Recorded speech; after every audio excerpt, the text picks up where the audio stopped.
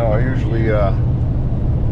usually just stay out there in the middle lane, but looks like Billy Big Rig is coming down the road here, and well, I just don't want to be in his way, you know. He might run me over. It's got that big Caterpillar 3408 V8 engine in there, and well, you never know what he's going to do. So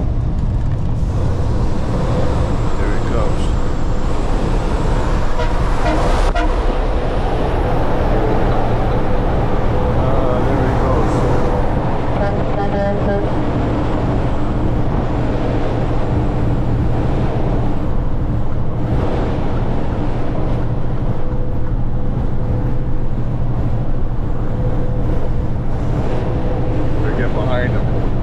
Save some fuel mileage.